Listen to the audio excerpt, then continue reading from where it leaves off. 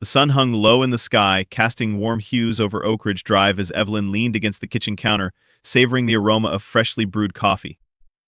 The faint sound of her husband's laughter drifted from the adjoining living room, warming her heart like the comforting mug cradled in her hands. Even with the gentle hum of the coffee maker and the rhythmic tapping of the newspaper against the table, she could hear the soft, familiar melody of their life unfolding in the home they had built together. But little did she know, the chords of betrayal were already being struck, deep and dissonant, underneath the harmony she so cherished. Matt had always been the charming one, drawing people in with his easygoing smile and ready wit.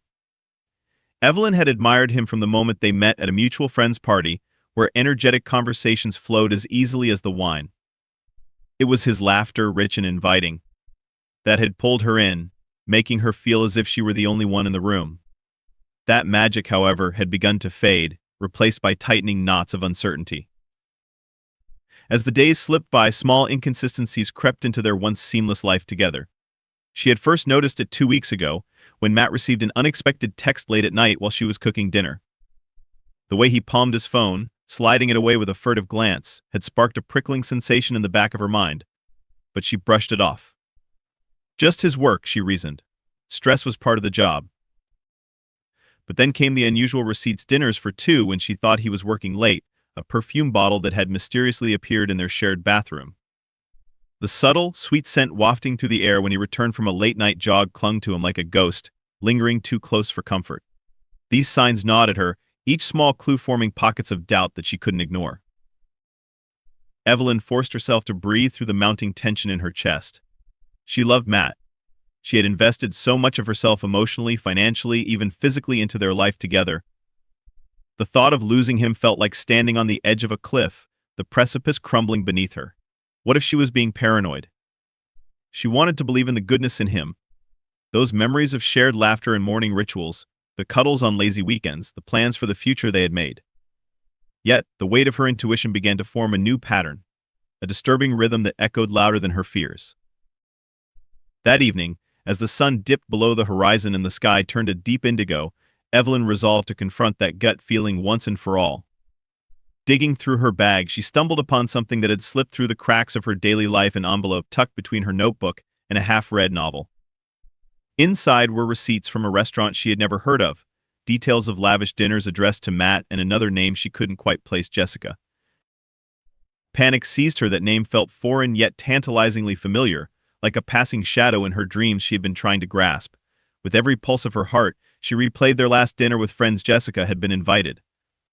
A fierce surge of anger built within her as curiosity and despair twisted together. Evelyn stood, the clock ticking loudly in the silence, a moment stretching into eternity. A decision had settled deep in her bones. She would gather more than just her courage, she would gather her proof. As the moon glimmered through the kitchen window, illuminating the room in silvery light, she vowed to uncover the truth and make sure that if he chose to betray her, if he had decided that their love was disposable, he would have to face the consequences. She took a deep breath and reached for the phone, fingers trembling slightly. A message was sent, not just a ping to the unknown of a potential, but the beginning of her journey into revenge. All those investments they had made together? If he thought he could cheat without losing everything, he was sorely mistaken. Evelyn would see to that. The air in the house felt thick with tension as Evelyn paced in their living room, the hardwood floor creaking beneath her weight. She told herself to breathe, drawing in and releasing a steady stream of air as the clock ticked mercilessly on the wall. Shadows cast by the nightly streets snaked into the edges of the room, prolonging the anticipation of Matt's return. The gathering darkness mirrored the turmoil churning inside her, a storm brewing just under her skin. Her phone buzzed on the coffee table, breaking the silence. She stared at the screen, her heart racing as Matt's name flashed before her eyes. She grabbed it, fighting the tangle of emotions threatening to divide her focus. Feeling a rush of adrenaline and anger unlike anything she had ever known, she answered, her voice steady. "Where are you?" she asked, suppressing the tremor in her tone. "I'm out just finishing up some things with clients," he replied, casual as ever. The smoothness of his voice grated on her nerves. "Meet me at home," she interrupted before he could continue. "We need to talk."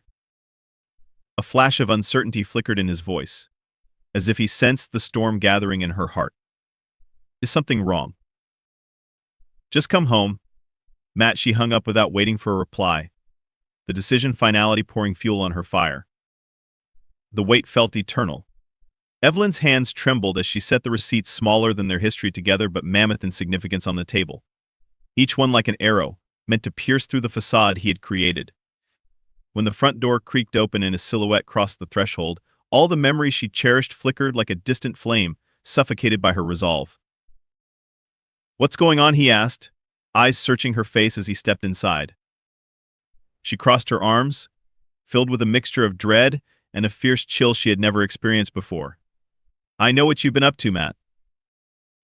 His brow furrowed, a moment of confusion washing over him before he shrugged it off with his classic, disarming smile. "What do you mean?" Evelyn's gut twisted, and she released a harsh breath. "I found the receipts, Matt.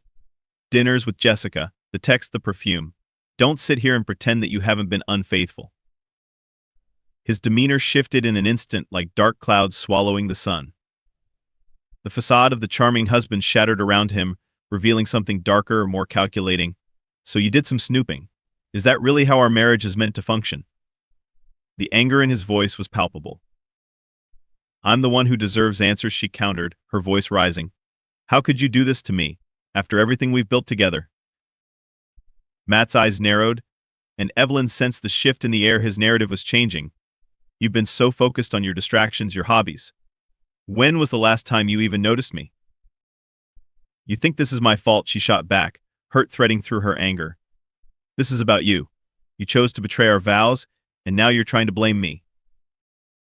His lips twisted into a scornful smile. "It always comes back to you, doesn't it? It's your fault I strayed. Maybe if you had been more attentive." The lies came pouring out as easily as the night's darkness filled the room. An unexpected fire ignited within her, fueling her next words. "No more pretending, Matt. This isn't about me, this is about you and what you did. I found the receipts. I deserve to know why I'm not enough for you." "And what do you want from me? An apology?" "A public declaration," he scoffed, his bravado returning. "Fine. I'm sorry. Let's move on. I hope you can handle this better." Evelyn felt a surge of power course through her veins as the words washed over her.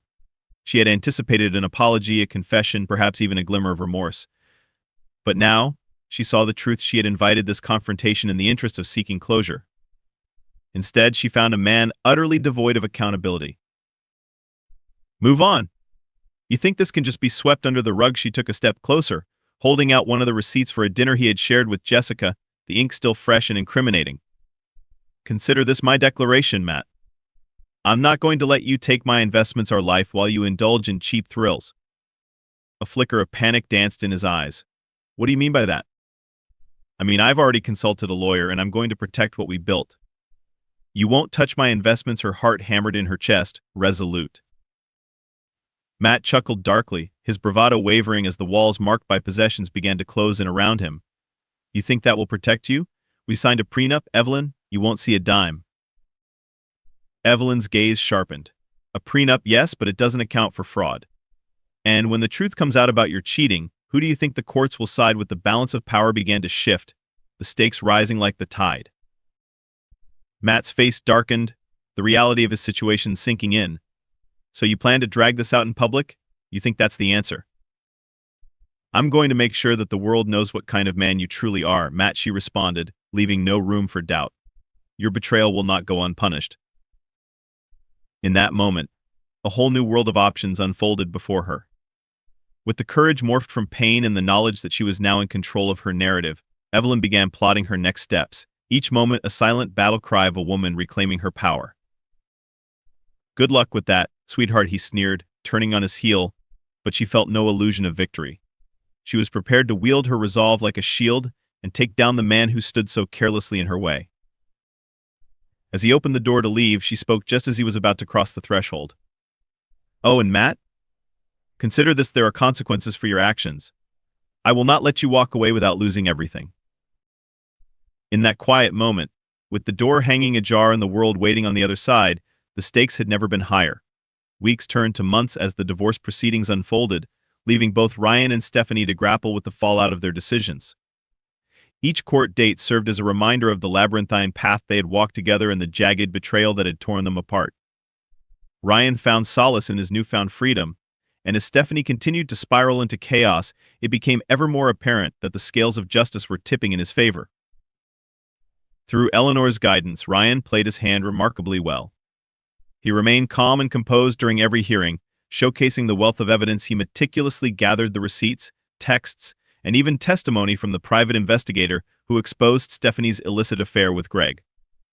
Every shred of Eleanor's strategic urging guided him, further reinforcing his resolve to protect himself. The day of the final hearing arrived under a slate-gray sky, a fitting backdrop for what lay ahead. Ryan sat in the waiting area next to Eleanor, heart pounding, as he glanced down at the folder of documents laid out on his lap. It was the culmination of his efforts, representing not just his material investments, but a reclamation of power, dignity, and the memories of their shared life together. As they entered the courtroom, Ryan surveyed the space and felt a mix of anxiety and empowerment. A small part of him longed for things to have turned out differently, a time when the laughter and connection with Stephanie were genuine and unmarred. Still, the transformative journey he had traversed, the clarity he'd found through adversity, encapsulated the essence of his character. He was done being a victim. The proceedings commenced, and Stephanie sat across the aisle, her expression a masking of anger and desperation.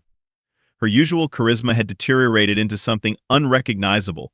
Stripped of her illusions, she now wore a somber air of defiance mixed with fear, her carefully constructed world crumbling around her.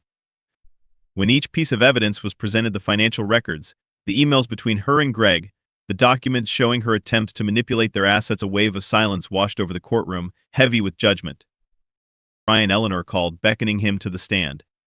As he rose and made his way forward, he was overwhelmed by a rush of adrenaline and determination. His voice was steady as he laid out the facts, the straightforward narratives describing his long hours of hard work that paved the way for their lifestyle. "Your Honor," he began, keeping his eyes trained on the judge, "I built my career from the ground up. Each investment, every risk taken was with my resources and my effort. I have documentation demonstrating not just my commitment to providing for our partnership, but my belief in it." He gestured at the evidence laid before him, the financial records and the glittering investments that were now at stake. And after her betrayal, he continued, glancing toward Stephanie, "She sought not just to take my heart, but to claim the fruits of my labor as well. The evidence is clear, and she has no right to what I've earned." The judge listened attentively, clearly intrigued by the details, Ryan's unwavering stance coupled with the undeniable proof of Stephanie's unfaithfulness. Each detail felt like a nail driven deeper into the coffin of her claims, and Ryan relished the power of that moment. He had climbed a mountain of emotions to arrive here, and now his patience was paying off. Eleanor pressed on, "Your Honor, we argue that the assets in question belong solely to Ryan due to the prenup they signed at the beginning of their marriage. Furthermore, the infidelity and breach of trust only reinforce his right to these assets." The gravity of her statement lingered like a chilling gust of wind. At that moment, Matt's attorney attempted to counter with feeble arguments, implying a sense of emotional distress and attempts to paint Stephanie in a sympathetic light. Yet with each line of questioning, Ryan remained unshaken. The facts had never been on Stephanie's side, and the damage she'd done to their lives was palpable. As the defense faltered, a shifting sea of uncertainty gripped Stephanie. Her mask began to slip away, exposing vulnerability previously masked by her bravado. Her once powerful presence dulled under the weight of reality, a reality that told her it was only a matter of time before she faced the consequences of her actions. When it was finally her turn to take the stand, she struggled to maintain the facade she had cultivated for so long. "Ryan, I never meant to hurt you," she began, though her voice cracked, and the art of manipulation crumbled with every word. "You betrayed my trust," he interrupted firmly, "and you strategized a plan to take what was mine. Don't pretend that it was anything less." His voice sliced through the tension, holding the shards of their life together tightly and refusing to allow her to rewrite history.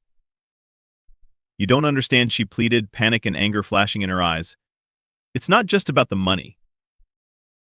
"That's where you're wrong," Ryan interjected sharply. "For me, it always was about integrity, honesty, and loyalty. When you chose to betray me, you robbed our relationship of all meaning. This isn't just a financial matter." The courtroom was silent, and the reality of Ryan's words hung in the air. For all her histrionics and deflections, the truth loomed too large to ignore. In betraying him, she had severed their lifelong commitment, tearing apart the very foundation on which they had built their future together. Adamant in her wronged pleas, Stephanie's narrative crumbled under the weight of her own deceitfulness. Her attempts to appeal to the court fell on deaf ears as reality set in. She was fortifying her downfall. The imbalance between who she pretended to be and the reality she embodied grew clear to all present. As the proceedings came to an end, the judge rendered his decision. Given the evidence presented and the mutual agreement outlined in the prenup, while considering the allegations of infidelity, he stated, "I find in favor of Ryan. Stephanie shall receive no claim to the joint investments. The court also grants Ryan sole ownership of all assets accrued during the marriage." A wave of relief washed over Ryan, yet he remained grounded, aware that this was a victory that extended beyond financial gain. It was the final act of closure he needed. Stephanie's face paled, her defeat palpable as she struggled to process the finality of her situation. As they left the courthouse, Ryan felt lighter, as if a weight had been lifted from his chest. He had gone through hell to get to this moment, but each step had fortified his spirit. The journey illuminated not only the strength within him, but also the importance of standing firm in the face of betrayal. Days turned into weeks, and he poured himself into his work, reinvesting in both his career and his happiness. The landscape of his life began to shift in a way he hadn't anticipated.